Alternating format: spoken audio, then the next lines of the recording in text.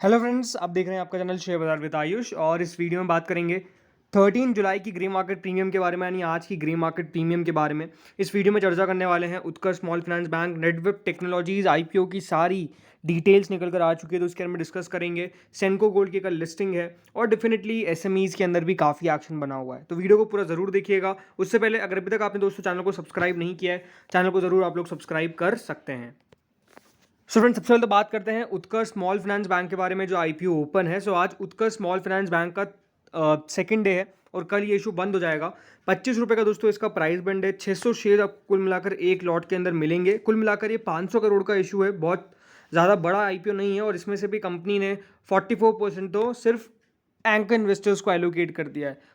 इसमें रिटेल का जो पोर्शन है वो मात्र 10% का है, तो डेफिनेटली इशू काफ़ी स्मॉल हो चुका है। इसकी लिस्टिंग भी बीएसई और एनएसई दोनों पर होगी। बट अगर मैं करंट सब्सक्रिप्शन के बारे में बात करता हूँ, तो जो करंट सब्सक्रिप्शन है वो कुल मिलाकर 2.34 टाइम्स अभी तक आया है क्यूआईबीज की तरफ से। ऑलमोस्ट हम कह सकते हैं क्यूआईबीज ने भी पैसा लगाना शुरू कर दिया है। देखिए, बड़ी बात यही है इसके अंदर कि क्यूआईबीज का जो पोर्शन है वो सबसे बड़ा है। तो क्यूआईबीज का पोर्शन क्योंकि सबसे बड़ा है, तो डेफिनेटली देखना ये ज़रूरी होगा कि कितना पैसा क्यूआईबीज लगाते हैं। अभी तक तो 2.34 टाइम्स लगा दिया है और ऑलमोस्ट उसकी जो वैल्यू है वो 348 करोड़ के आसपास की है, बट अपने आप में बढ़िया है।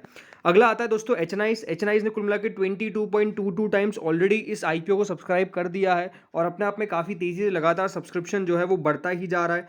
अब इस एचएनआईज के अंदर भी देखिए दो कैटेगरी होती है, एक बिग एचएनआईज और एक स्मॉल एचएनआईज। तो बिग एचएनआईज की तरफ से 20.36 टाइम्स है और स्मॉल एचएनआईज की तरफ से 25.93 टाइम्स है। तो अपने आप में जो सब्सक्रिप्शन है वो काफ़ी आपको शानदार देखने को मिल रहा है। यहीं अगर मैं बात करता हूँ रिटेल कैटेगरी की, तो रिटेल कैटेगरी ने करीबन 34 टाइम्स इस इशू को भर दिया है। तो आप खुद समझ सकते हैं कि किस तरीके से ये जो इशू है वो बेसिकली भरा जा रहा है। काफ़ी तेज़ी से ये आईपीओ भरा जा रहा है और रीज़न सिंपल है इसको लेकर कि देखिए, कंपनी अच्छी होनी चाहिए। अब अलॉटमेंट आए ना आए वो बात की बात है, राइट। और वैसे ही ये कंपनी है, वैसे ही बैंक है, सही वैल्यूएशन पे अपना आईपीओ लेकर आया, सही वैल्यूएशन पे कंपनी ने अपने आईपीओ को मार्केट्स में लाया। और रीज़न सिंपल है कि जैसे वो सही वैल्यूएशन पे लेके आते हैं, वैसे ही यहाँ पर जो पैसा है वो काफ़ी तेज़ी से आना चालू हो जाता है और वो होड़ सी मच जाती है। इसलिए आप नोटिस कर सकते हैं कि 34 टाइम्स बढ़ चुका है। 34 टाइम्स ज़्यादा भी आपको लग सकता है, लेकिन ये बात ध्यान रखिएगा, मात्र 10% का एलोकेशन था। 10% भी पूरा नहीं था। ओनली 49.5 करोड़ के आसपास का जो इशू है वो यहाँ पर रिटेल कैटेगरी के लिए रखा गया है। और इसीलिए दोस्तों यहाँ पर 34 टाइम्स ये ऑलरेडी भर चुका है, क्योंकि बहुत स्मॉल है। बाकी कंपनी के एम्प्लॉयज़ भी अच्छा खासा पैसा लगा रहे हैं। ऑलमोस्ट 8.28 टाइम्स कंपनी के एम्प्लॉयज़ ने इस इशू को भर दिया है। तो कंपनी के एम्प्लॉयज़ की तरफ से पैसा अच्छा खासा निकल कर आ रहा है। टोटल मिलाकर ये 13.43 टाइम्स बढ़ चुका है। एक बहुत ही बेहतर सब्सक्रिप्शन हम कह सकते हैं रिसीव हुआ है अभी तक उत्कर्ष स्मॉल फाइनेंस बैंक को।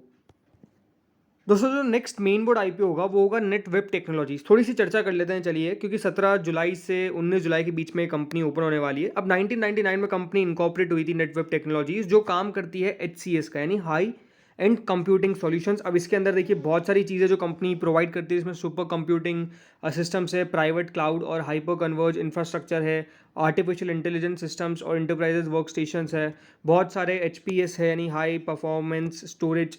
और कंपनी बहुत सारे सॉल्यूशंस प्रोवाइड करती है, ये आपको साफ साफ देखने को मिल जाएगा जो टेक्नोलॉजी ड्रिवन होते हैं। अब company world's top 500 supercomputers की लिस्ट में भी शामिल हो चुकी है और हैव बीन लिस्टेड 10 टाइम्स, एक बार नहीं 10 बार से ज़्यादा कंपनी उसमें लिस्ट हो चुकी है। और अपने आप में कंपनी के पास हम कह सकते हैं काफ़ी कुछ दिखाने को है। सो ये जो इशू है वो 17 जुलाई से ओपन होने वाला है। प्राइस बैंड कंपनी ने अनाउंस कर दिया है और एज एक्सपेक्टेड, मैंने आपको कल भी बताया था कि 500 रुपये के आसपास जो इशू है वो आएगा। वो एक्जैक्टली वही देखने को मिला है। 475 से 500 का प्राइस बैंड कंपनी ने अनाउंस किया है। 30 शेयर्स आपको कुल मिलाकर मिलने वाले हैं। पूरा जो इशू है वो 631 करोड़ का है, जिसमें से 206 करोड़ का फ्रेश इशू है और बाकी का ऑफर फॉर सेल है 425 करोड़ का। इसमें कंपनी ने एम्प्लॉयज़ के लिए भी डिस्काउंट रखा है, करीबन 25 रुपये प्रति शेयर का। तो अगर आप कंपनी के एम्प्लॉय हैं तो आपको 25 रुपीज़ पर शेयर का डिस्काउंट मिल जाएगा।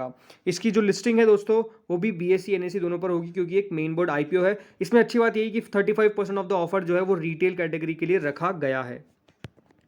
दोस्तों, अब जो अगला इशू आता है वो है ड्रोन डेस्टिनेशन, एक एसएमई इशू। अभी आज इसका आखिरी दिन है और काफ़ी देखिए चर्चित रहा ये इशू। 65 रुपीज़ का प्राइस बैंड है। 2000 शेयर्स कुल मिलाकर मिलने वाले हैं एक लॉट के अंदर। एक क्वेश्चन आया था कि क्या अगर एसएमई में लोअर सर्किट लग जाता है तो क्या हम बेच सकते हैं। देखिए, लोअर सर्किट पे कोई भी शेयर नहीं बिकता है, भले वो एसएमई का हो, भले वो मेन बोर्ड का हो, भले वो सिंपल हो। देखिए, लोअर सर्किट जब लग जाता है तो डेफिनेटली आप सेल नहीं कर पाते हैं, ये तो आपको पता होना ही चाहिए।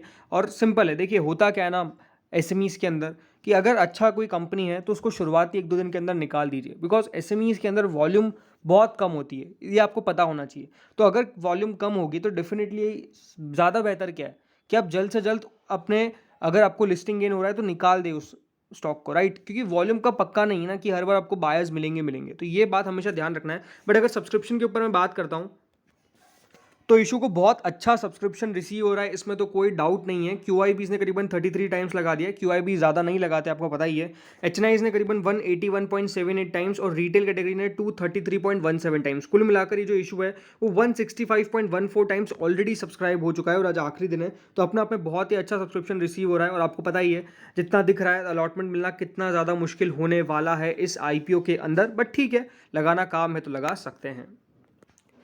अब दोस्तों बात कर लेते हैं, चलिए ग्रे मार्केट पे। तो नेटवर्क टेक्नोलॉजीज की ग्रे मार्केट 321 रुपीज़ यानी ऑलमोस्ट 64.20% टू प्रिसाइज एंड 65% के आसपास का अगर दोस्तों प्रीमियम मिल रहा है तो आप खुद समझ सकते हैं कि कितना शानदार है। तो बिल्कुल इसको लेकर तो काफ़ी अच्छा खासा रिस्पॉन्स देखने को मिलेगा ही मिलेगा। अगला आता है असरफी हॉस्पिटल, कोई ग्रे मार्केट नहीं है, ये भी 17 जुलाई से ओपन होगा। सर्विस केयर ग्रे मार्केट जरूर बढ़ रही है, ऑलमोस्ट 9% के आसपास पहुंच चुकी है। ये 14 जुलाई नहीं कल से ओपन होने वाला है। अब देखते हैं किस तरह का यहाँ पर इशू को रिस्पॉन्स मिलता है। 67 रुपीज़ का प्राइस बैंड, ये बात ध्यान रखिएगा। Utkarsh small finance bank almost grey market stable है एट 17 रुपीज़। 68% के आसपास का प्रीमियम है, जोरदार प्रीमियम है, कोई दिक्कत वाली बात नहीं है। और सब्सक्रिप्शन भी आप खुद समझ सकते हैं कि किस प्रकार का रिसीव हो रहा है। कंपनी ने ऑलमोस्ट 13.44 टाइम्स अभी तक सब्सक्रिप्शन रिसीव ऑलरेडी कर लिया है। अगला आता है ड्रोन डेस्टिनेशन। ड्रोन डेस्टिनेशन के अंदर भी देखिए ग्रे मार्केट तो बहुत ही शानदार है, 79% के आसपास। और ये भी इशू आज बंद होने वाला है। ऑलमोस्ट 165 टाइम्स से ज़्यादा सब्सक्राइब हो चुका है। अब देखते हैं कितना टोटल सब्सक्रिप्शन निकल के आता है। सोलर टेक्नोलॉजीज आप खुद समझ सकते हैं, ग्रे मार्केट 10-11% तो ज़्यादा नहीं है। ग्रे मार्केट एकदम से बड़ी थी इसकी, अब एकदम से नीचे भी आई है और सब्सक्रिप्शन भी 28.5 टाइम्स ही है। तो ठीक है, मेरे को देखिए हमेशा ये लगता है कि जब भी आपके पास ऑप्शंस अच्छे अवेलेबल हो तो उस ऑप्शन को अवेल करिए, ना कि उस पर जाइए जहाँ पे सबसे खराब ऑप्शन हो। याद रखिए फिर वहाँ पर पॉसिबिलिटीज़ प्रॉफिट की भी होती है लेकिन लॉस की भी होती है, तो वो बात आपको हमेशा ध्यान रखना है। अगला आता है दोस्तों काका इंडस्ट्रीज इशू, करीबन 88% ही ग्रे मार्केट है, अपने आप में बहुत जोरदार है। सब्सक्रिप्शन भी बहुत अच्छा रिसीव हुआ था कल इस इशू को। देखो मार्केट्स में लिक्विडिटी का कंसर्न अगर आप आईपीओस में देखेंगे तो हो सकता है, क्योंकि बहुत सारे आईपीओस जब एक साथ आते हैं ना तो डेफिनेटली वो थोड़ा सा ये लिक्विडिटी का इशू क्रिएट कर देता है। बहुत बड़ी बात नहीं है, बिकॉज देखिए सबके पास एट द एंड लिमिटेड पैसा है, राइट? तो लिमिटेड है तो फिर वही चूज़ करेंगे कि जहाँ पे सबसे बढ़िया ऑप्शन दिख रहा है।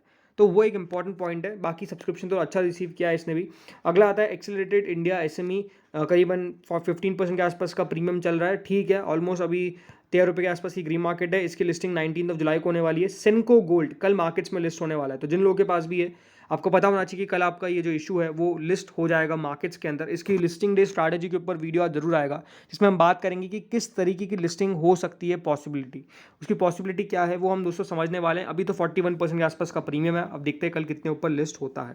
अगला आता है अल्फा लॉजिक इंडस्ट्रीज़, कोई ग्रीन मार्केट नहीं है, कोई ज़्यादा रिस्पॉन्स ठीक भी नहीं आया था। अब देखते हैं किस तरह की लिस्टिंग होती है, कल ही मार्केट्स में भी लिस्ट होगा। त्रिदिया टेक आज मार्केट्स में लिस्ट हुआ, लिस्टिंग हुई है काफ़ी ज़्यादा निराशाजनक, बिकॉज मार्केट्स बता था कि 15% ऊपर लिस्ट हो सकता है, लेकिन लिस्टिंग पार पे हो गई। में बहुत दिक्कत वाली बात थी।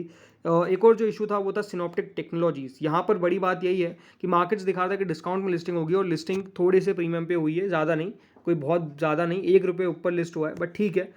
तो अभी तो दोस्तों मार्केट्स में इसी प्रकार की न्यूज़ है कि जो दिख रहे हैं अच्छे वो अच्छे लिस्ट नहीं हो पा रहे हैं, बट ठीक है, ये होता है एसएमईज़ के अंदर, इसलिए एसएमईज़ हमेशा सब्जेक्ट बहुत रिस्क होता है, मैं आपको पहले भी कहता आया हूँ। तो इस वीडियो में इतना ही था, होपफुली आपको वीडियो बढ़िया लगा होगा। Thank you friends watching this video.